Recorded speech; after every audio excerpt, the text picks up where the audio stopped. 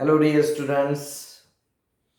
After studying so many concepts from the vectors, now we are going to study some examples related to the concept which you have studied in last 5 lectures. Now, the first question is write the following vectors in terms of vectors p vector, q vector, and r vector. This is an activity from page number 135 related to the vector. Now in this figure, if you observe, this A is the initial point and B is a terminal point, then AB vector is denoted by P vector. B is the initial point with C as a terminal point, BC vector is Q vector, and C is the initial point and A is a terminal point, CA vector as R vector. Now here the questions are given, write the following vectors in terms of PQR. Means here from figure directly we can write from figure AB vector is nothing but, if you see in the figure, A is the initial point and B is the terminal point, AB vector is nothing but P vector. Then second, we have to find BA vector. BA vector is nothing but negative vector of AB vector, and AB vector is P vector, means it is minus P vector. Then BC vector, third one, BC vector. Here B is the initial point and C is the terminal point. BC vector is nothing but Q vector. Then number 4, CB vector. CB vector is nothing but minus BC vector, and BC vector is nothing but Q, means it is minus Q vector. Fifth number, CA vector. CA vector is given CA. C is the initial point and A is the terminal point. Look at for arrow. Look at the arrow. Arrow किस तरफ दिखा है इस हिसाब से this vector is nothing but R vector. And sixth number, AC vector is nothing but minus CA vector, because these are negative vectors of each other. It is minus R vector. Okay. Now such questions do not ask in directly exam. There may be chance to ask these questions for 1 mark in board exams, but in CET or JEE, this is nothing but for your understanding or for your better preparation. Now look at for a second activity which is given on page number 135, 137 in textbook. Now in quadrilateral PQRS, find the following resultant vectors. Here we are going to use either triangle law or parallelogram law of vector addition. Now QR plus RS, first one. QR plus RS. Using triangle law in triangle QRS, QR vector plus RS vector is nothing but equal to QS vector. QR means the initial point of vector QR is Q and terminal point is R. Initial point of RS is R and terminal is S. QR plus RS is nothing but QS vector. Got it? This first answer is QS vector. Second one, PQ plus QR. Again use the triangle law in triangle PQR. We can see using triangle law in triangle PQR, PQ vector plus QR vector is nothing but equal to PR vector. Got it? Number third, PS vector plus SR vector plus RQ vector. क्या use करना पड़ेगा यहां पर? Using parallelogram law, using not parallelogram, using polygonal law, very sorry, polygonal law, we have PS vector plus SR vector plus RQ vector is nothing but polygonal law है PS plus SR plus RQ in this direction. PS plus SR plus RQ is nothing but PQ vector, this PQ vector. क्योंकि देखिए जो इस PS vector का terminal point है वही initial point है second का। पॉलीगोनल लॉ में हमने ये सीखा था, तो ये आएगा directly PQ vector. Your answer is PQ vector. Then number 4, PR plus RQ plus QS, again using polygonal law,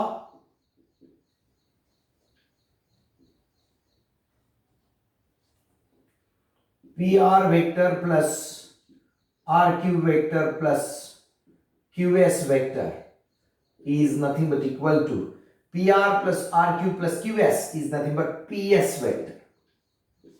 Because in each connected vector the terminal point and the initial point of second vector are same, means it is directly PS vector. Number 5, look at this, QR vector minus SR vector minus PS vector. We will rewrite these vectors, this QR vector as it is. Minus SR can be written as plus RS vector. I have changed terminal point and initial point by changing the sign of vector, plus SP vector. Now QR plus RS plus SP, again using polygonal law, we have it is QP vector, means answer is QP vector. Number 6, QP vector minus RP vector minus RS vector, that is nothing but equal to QP vector plus RP vector. I will check it once again. Is it? Yes, it is plus RS. It is not minus RS. It is plus RS. QP vector plus PR vector plus RS vector. Again use the polygonal law. We have PQ plus PR plus RS is nothing but QS vector. ठीक है, तो final answer यहां पे आता है QS vector. आपको ये अच्छी तरह से समझ में आया होगा। ये जस्ट रिवीजन है of triangle law and representation of the vector. ठीक है, तो इसके आगे चलते हैं नेक्स्ट क्वेश्चन, क्वेश्चन नंबर 3 की तरफ।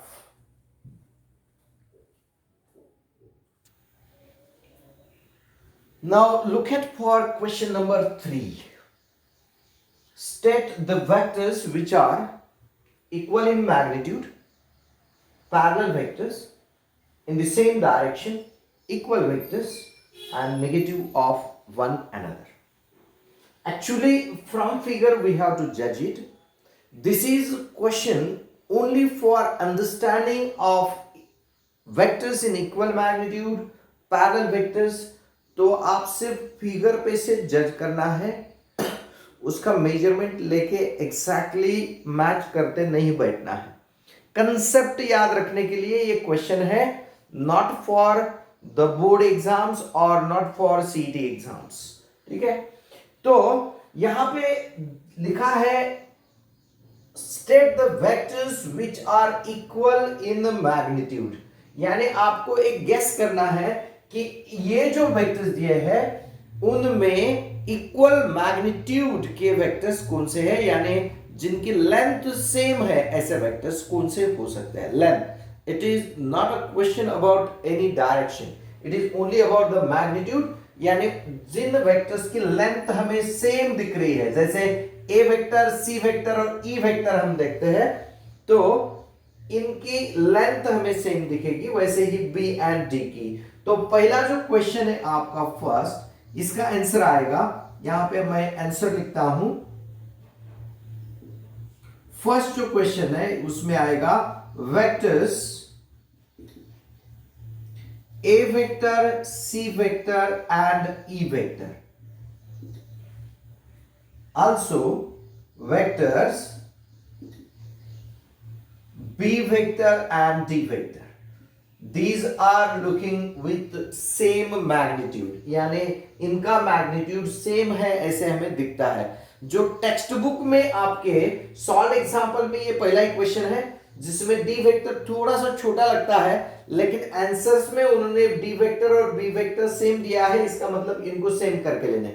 आप जब भी नोटबुक में इसकी फिगर निकाल रहे हो तो बी वेक्टर और डी वेक्टर की लेंथ सेम निकाल के फिगर निकालिए, ठीक है।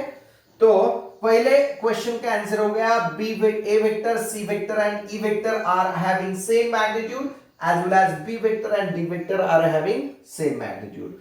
उसके बाद पैरेलल वेक्टर्स जो बाय ऑब्जर्वेशन में हम देखेंगे, तो पैरेलल में A vector, B vector, C vector and D vector, all these four vectors are considered to be parallel rather than e vector, यानी e vector से पैरेलल नहीं है, बाकी चारों भी वेक्टर्स एक दूसरे को पैरेलल है। तो सेकंड का आंसर लिखेंगे हम a vector, b vector, c vector and d vector are parallel vectors. ये पैरेलल दिखते हैं। पैरेलल में आपको डायरेक्शन इंपॉर्टेंट नहीं है, चाहे वो सेम डायरेक्शन में हो या अपोजिट डायरेक्शन में हो, जो दोनों भी पैरेलल होते हैं। अब सिर्फ ई वेक्टर ये इनको पैरेलल नहीं है, लेकिन ए बी सी डी ये चारों भी एक दूसरे को पैरेलल है। After that vectors in the same direction, same direction में कौन दिखता है? ए वेक्टर के साथ सेम डायरेक्शन में बी वेक्टर दिखता है, सी वेक्टर के साथ सेम डायरेक्शन में डी वेक्टर दिखता है। ई वेक्टर की डायरेक्शन डिफरेंट है, यानी third question in the same direction बोलेंगे तो हम बोलेंगे थर्ड में A vector and B vector are in same direction.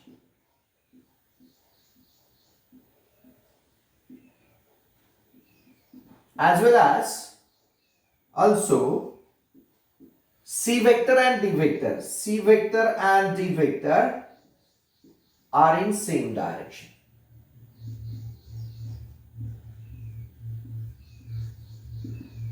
समझ में आ रहा है आपको? ये सिर्फ आपको कंसेप्ट अंडरस्टैंडिंग के लिए क्वेश्चंस हैं। उसके बाद फोर्थ में इक्वल वेक्टर्स पूछा है। अब इक्वल वेक्टर्स होने के लिए मैग्नीट्यूड के साथ साथ उनका डायरेक्शन भी सेम होना चाहिए। अब ए वेक्टर और सी वेक्टर और ई वेक्टर इनके मैग्नीट्यूड सेम है, लेकिन तीनों में से किसी भी दो वेक्टर्स का आपको डायरेक्शन सेम नहीं मिलता, यानी ए सी और ई इनमें से कोई इक्वल नहीं हो सकता। Similarly B vector and D vector are having same magnitude but opposite direction means they are not equal, means we can say that for fourth none of these vectors are equal। इनमें से कोई भी vector equal नहीं है। उसके बाद fifth question की तरफ जाएंगे। फिफ्थ क्वेश्चन में लिखा है कि निगेटिव ऑफ वन अनदर, एक दूसरे के निगेटिव। तो ए वेक्टर ये सी वेक्टर को निगेटिव वेक्टर दिखता है क्योंकि ये same in magnitude but opposite in direction, as well as b vector and d vector are equal in magnitude but opposite in direction, means we can say that a vector and c vector are negatives of each other। a vector, c vector and b vector, d vector are negatives of each other।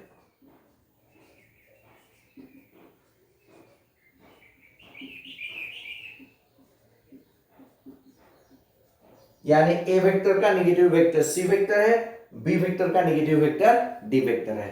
तो ये 5 answers आपके यहां पे इसके हो गए। It is just by observing these vectors. ठीक है, तो चलो आगे चलते हैं क्वेश्चन नंबर 4 को। Find the magnitude of the following vectors a vector, b vector and a vector with initial point as this point and a terminal point as this point. Now इनके magnitudes हमें find करने हैं। Magnitudes find out करने के लिए ये सब concept understanding है, इतना याद रखिए आप। सॉल्व एग्जांपल्स में एग्जांपल नंबर 3 दिया हुआ है। जैसे फर्स्ट क्वेश्चन जो है, फर्स्ट में है given A vector is equal to I cap minus 2j cap plus 4k cap। तो इसका मैग्नीट्यूड जब निकालेंगे, magnitude of A vector is equal to under root of 1 square plus minus 2 square plus 4 square. तो find करेंगे under root of 1 का square 1, 2 का square 4 और 4 का square 16। Magnitude of A vector आएगा अंडर रूट ऑफ 21। समझ में आ रहा है आपको? वैसे ही सेकंड जो है, सेकंड उसमें बी वेक्टर का मैग्नीट्यूड निकालना है हमें। B vector is given 4i cap minus 3j cap minus 7k cap. तो बी वेक्टर का मैग्नीट्यूड निकालना है। Magnitude of B vector is equal to under root of 4 का स्क्वायर प्लस माइनस 3 का स्क्वायर माइनस प्लस माइनस 7 का square. तो इसको find कीजिए। 4 का स्क्वायर आएगा 16, 3 का स्क्वायर आएगा 9 प्लस 7 का स्क्वायर आएगा 49, यानी ये अंडर रूट ऑफ सबके एडिशन करेंगे तो अंडर रूट ऑफ आएगा 74। This is the magnitude of B vector. अब थर्ड जो क्वेश्चन है जिसमें इनिशियल पॉइंट दिया है, इनिशियल पॉइंट यानी थर्ड में लेट हम कंसिडर करेंगे, let A has coordinates 1, minus 3, 4. B has coordinates 1, 0, minus 1. तो पहले ए बी वेक्टर फॉर्म करना पड़ेगा आपको। डायरेक्टली भी फॉर्म कर सकते हो या इनके पोजीशन वेक्टर से भी आप कर सकते हो। इनका मैग्नीट्यूड निकालना है, यानी ए बी वेक्टर पहले फाइंड आउट करना पड़ेगा आपको। ए बी वेक्टर जो होता है that is nothing but x2 minus x1 into I cap plus y2 minus y1 into j cap plus z2 minus z1 into k cap। तो फाइंड कर लीजिए ये क्या आएगा, देखिए x2, ये इसको लिखेंगे हम x1 y1 z1 और इनको लिखेंगे x2 y2 z2। 1 minus 1 यानी ये आएगा 0 I cap, 0 माइनस माइनस 3 यानी प्लस 3j कैप और माइनस 1 माइनस 4 यानी माइनस 5k कैप। तो इनके एडिशन करते हैं अब। ये हो गया ए बी वेक्टर। तो magnitude of A B vector जब फाइंड आउट करोगे आप, magnitude of A B vector is nothing but under root of, इसका 0 का स्क्वायर आएगा 0, 3 का स्क्वायर आएगा 9 और माइनस 5 का स्क्वायर आएगा 25। तो magnitude of A B vector आएगा आपको अंडर रूट ऑफ 34। फिर से एक बार चेक कीजिए। इनिशियल पॉइंट है आपका 1, माइनस 3, 4 ए के कोऑर्डिनेट्स, बी के coordinates 1, 0, minus 1। A B vector निकालना है यानी B vector minus A vector करना पड़ता है, यानी x2 minus x1 1 minus 1 0 I vector, 0 minus minus 3 यानी प्लस 3j वेक्टर और माइनस 1 माइनस 4 यानी माइनस 5k वेक्टर। और इनका मैग्नीट्यूड जब निकालेंगे तो under root of 0 plus 9 plus 25 that is root 34 is the magnitude. समझ में आया कैसे निकालना है मैग्नीट्यूड? तो इसको नोट कर लीजिए, इसको सॉल्व कर लीजिए। आगे चलते हैं क्वेश्चन नंबर 5 की तरफ।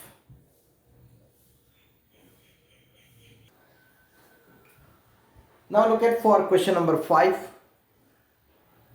Read it carefully. The vector A vector is directed due north with magnitude of A vector as 24 and the vector B vector is directed due west and with the magnitude of B vector as 7. We have to find magnitude of A vector plus B vector.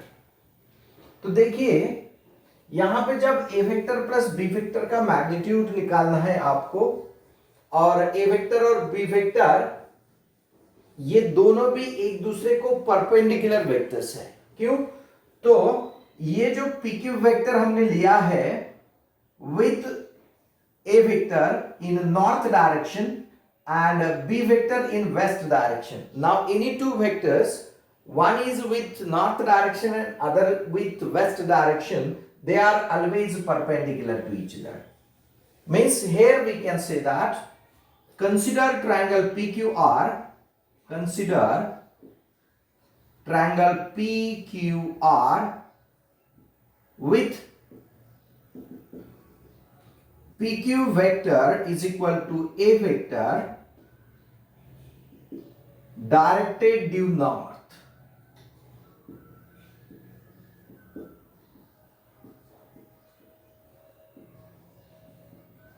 And QR vector as B vector directed due west. Therefore, we can say that A vector is always perpendicular to B vector. और A vector और B vector अगर perpendicular है तो therefore we can say that triangle PQR is right angle triangle with angle Q is equal to 90 degree. यानी A vector P vector perpendicular यानी Q जो angle है, this angle is nothing but 90 degree angle. Now using triangle law, we can say that PR vector is nothing but equal to PQ vector plus QR vector. It means we can say that PR vector is nothing but PQ vector is what? It is A vector plus B vector. Means we can say that magnitude of PR vector is nothing but equal to magnitude of A vector plus B vector. तो PR vector का magnitude क्या आएगा? Magnitude of PR vector is nothing but equal to under root of PQ vector PQ square plus QR square. Means we can say that is nothing but under root of magnitude of A vector whole square plus magnitude of B vector whole square. So therefore it is nothing but PR vector का magnitude यानी magnitude of A vector plus B vector, this is nothing but under root of A vector का magnitude यानी 24 का square और B vector का magnitude यानी 7 का square, that is nothing but equal to under root of 576 plus 49 and that is nothing but under root of 625 or under root of 625, that is nothing but 25. Means magnitude of A vector plus B vector is nothing but 25 units. समझ रहे हो आप? तो आप इस पे से एक नोट याद रखनी है. If A vector and B vector are perpendicular to each other, एक नोट याद रखो. If A vector is perpendicular to B vector, अब देखिए जैसे B vector यहां पे लिया तो ये वाला जो वेक्टर होगा तो माइनस बी वेक्टर लेते हैं तो ये जो वेक्टर फॉर्म होगा, समझो ये पॉइंट को मैंने एस लिखा तो ये PQ vector plus QS vector is nothing but PS vector. तो ये रिप्रेजेंट करेगा A vector minus B vector और इसका भी मैग्नीट्यूड कितना आएगा? सेम 25. तो यहां पे ये याद रखना है कि A vector is perpendicular to B vector, then magnitude of A vector plus B vector is nothing but equal to magnitude of A vector minus B vector, and that is nothing but equal to under root of magnitude of A vector square plus magnitude of B vector square. तो ये वाली note आपको याद रखनी है, इसको लिख के निकालिए साइड में. If A vector is perpendicular to B vector, then magnitude of A plus B and magnitude of A minus B, they are always same. In this way we can find magnitude of this vector. Now look at for question number 6. Question number 6 में क्या है?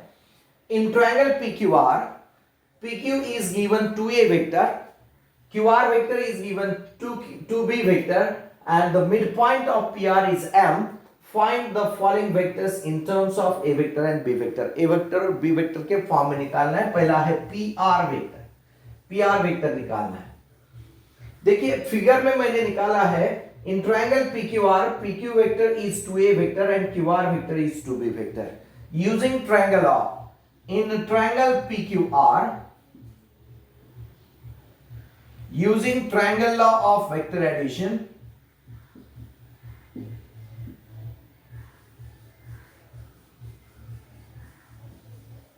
we can say that PR vector is nothing but PQ vector plus QR vector. PQ is what? PQ is nothing but 2a vector and QR is nothing but 2b vector. Therefore, we can say that PR vector is nothing but a 2 into bracket a vector plus b vector. It is representation of PR vector in terms of a vector and b vector. ये पहला answer आपका PR vector का हो गया, first one. Second में आपको निकालना है PM वेक्टर. तो PM vector as M is a mid point, यहां पे हम लिखते हैं कि M is mid point of PR. It is given to us. M is a mid point of PR. Therefore क्या होगा, PM का मैग्नीट्यूड और PR का मैग्नीट्यूड, इसका अगर रिलेशन देखें तो PR का मैग्नीट्यूड PM के मैग्नीट्यूड से डबल है because M is a mid point. यानी हम लिखते हैं PM vector is nothing but equal to half into PR vector because PM and PR both are in same direction. ये PR vector का direction, ये PM vector का direction, means दोनों same direction में है और उनके मैग्नीट्यूड में सिर्फ हाफ का डिफरेंस है. यानी PM is half of PR. तो PR वेक्टर हमने निकाला है, that is nothing but 1/2 into a vector plus b vector. यानी आपका जो PM वेक्टर आएगा, PM vector is nothing but equal to 2 cancel हो जाएगा, ये आएगा a vector plus b vector. जैसे PM आ गया उतना ही आपका क्या आएगा, MR वेक्टर आएगा. Therefore we can say that here PM is nothing but equal to PM vector is nothing but equal to MR vector. हम यहां पे बट लिखेंगे. Therefore हमें MR वेक्टर मिलता है कि MR vector is also A vector plus B vector. अब ये MR क्यों निकाला है हमने, क्योंकि थर्ड क्वेश्चन में हमें QM वेक्टर निकालना है. थर्ड में आपको QM, again use the triangle law. Using triangle law in triangle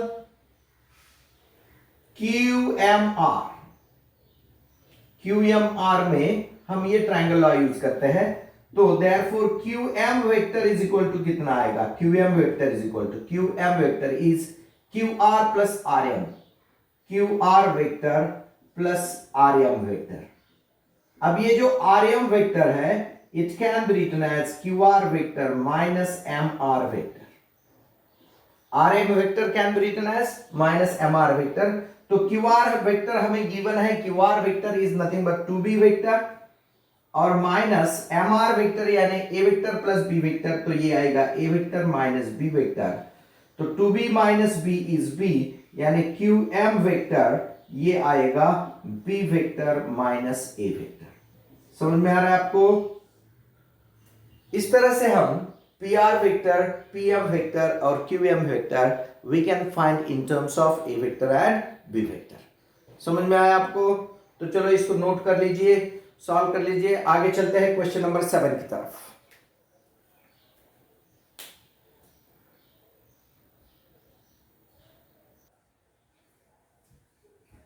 Now look at for question number 7.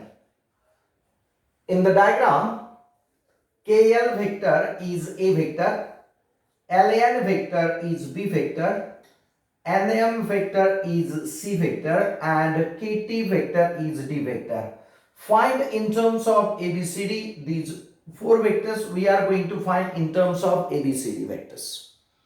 यानी पहले हमें एल टी वेक्टर निकालना है। अब इस फिगर में जितने वेक्टर्स हमें गिवन है, A vector, B vector, C vector, D vector, हमें यहाँ पे सिर्फ ट्रायंगल लॉ या पॉलीगोनल लॉ यूज करके इनको प्रूव करना है या फाइंड करना है। देखिए एल टी वेक्टर को अगर हमें एबीसीडी में रिप्रेजेंट करना है तो एल से स्टार्ट होने वाले वेक्टर जो भी है, एल से स्टार्ट होने का एल एन जो बी वेक्टर में रिप्रेजेंट होता है, और एल के it is minus A vector, यानी इनका यूज हम ले सकते हैं देख के। यानी अगर एल टी वेक्टर हमको निकालना है फर्स्ट में, एल टी वेक्टर, तो पहले देखो कि एल टी वेक्टर कहां पर है। एल टी वेक्टर इसका डायरेक्शन ये है एल टी वेक्टर का। फिर एल को लेके, एल टी को लेके यहां दो ट्रायंगल फॉर्म होते हैं, एक एल टी एन और दूसरा एल के टी। तो इसमें से कौन सा यूज करना है ये पहले प्रिफर करना है आपको, क्योंकि टी एन पता नहीं है तो हमें इस ट्रायंगल को यूज करके कुछ फायदा नहीं है, तो यूज करेंगे एल के टी वाला ट्रायंगल।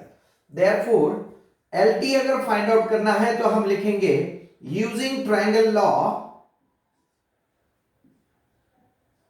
in triangle,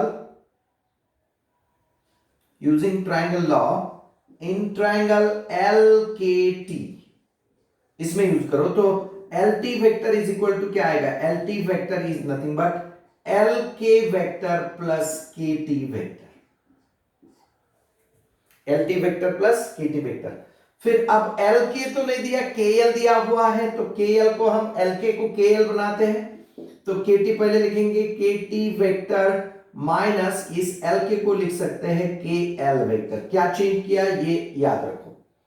तो अब लिखेंगे therefore LT vector is nothing but equal to KT vector यानी D वेक्टर और माइनस KL यानी KL vector is A vector means minus A vector. तो ये हो गया representation of LT vector in terms of D vector and A vector. ये आ गया LT vector is D vector minus A vector. आगे चलेंगे KM वेक्टर की तरफ। Second one is KM vector. KM vector, तो देखिए KM वेक्टर कहां पर है, ये KM वेक्टर इस डायरेक्शन में, तो यहां पे पॉलीगोनल लॉ यूज करते हैं। KM vector is nothing but KL plus LN plus NM, it is nothing but KL vector plus LN vector plus NM vector. यहां पे लिखेंगे using polygonal law.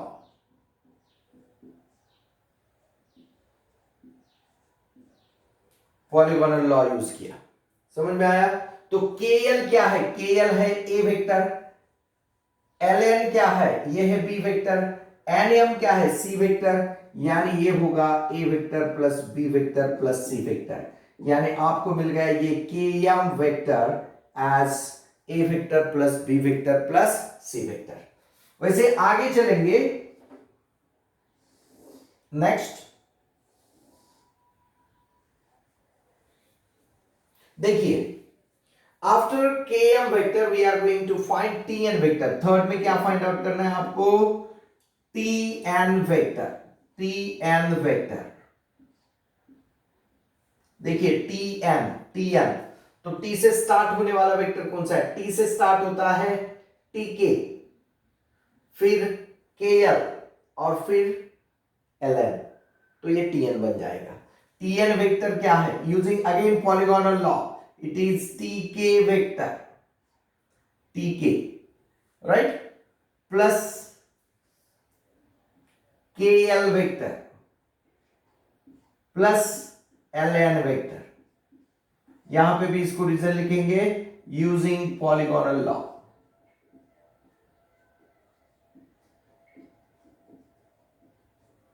Polygonal law use किया है तो is equal to आएगा TK, तो हमें अभी KT दिया है D, यानी इसको पहले लिखेंगे KL हमें पता है, LN पता है, तो KL पहले लिखेंगे KL प्लस LN, और ये जो TK है उसको लिखेंगे माइनस KT।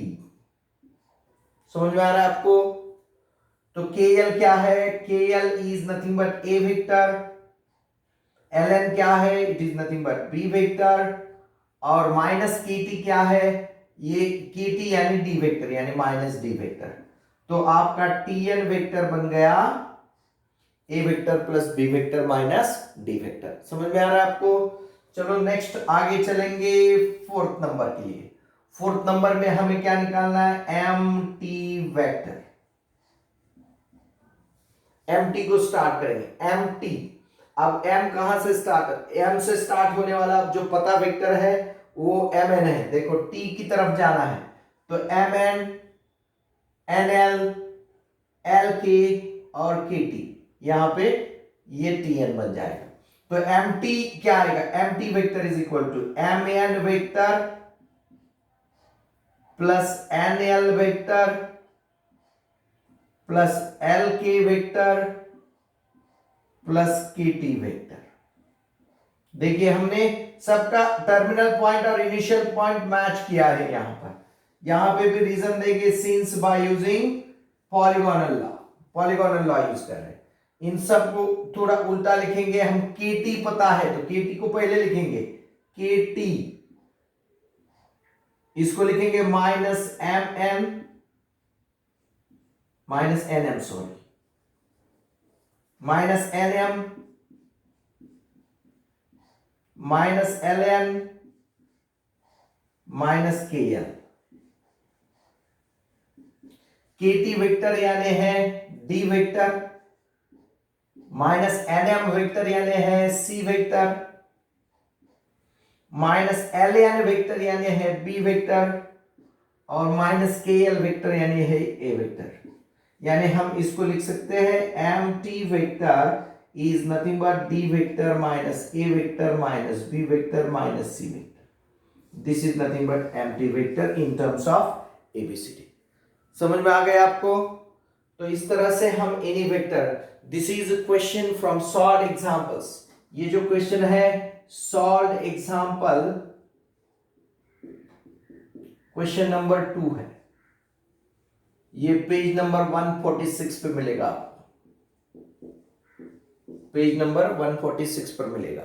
ठीक है, आप उसको टेक्स्ट बुक में भी एक बार देख लीजिए। आगे next, show that the vectors are parallel. दो वेक्टर पैरेलल निकालने के, जैसे हम लिखते हैं let a vector is equal to 2i cap minus 3j cap plus 4k cap and B vector is equal to, ये गिवन है minus 4i cap plus 6j cap minus 8k cap.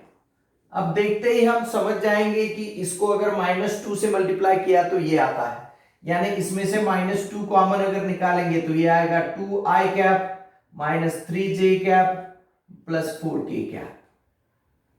यानी क्या मिलेगा? b vector is equal to -2 into a vector.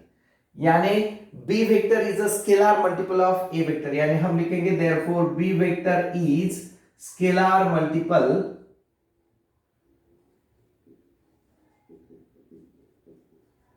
Of a vector. और जब भी कोई vector दूसरे वेक्टर का स्केलर मल्टीपल होता है तो वो दो वेक्टर कैसे होते हैं? पैरेलल होते हैं। ये कंसेप्ट हमने सीखे हैं। Therefore a vector is parallel to b vector. It means given two vectors are parallel. Given two vectors are parallel. समझ में आ रहा है आपको?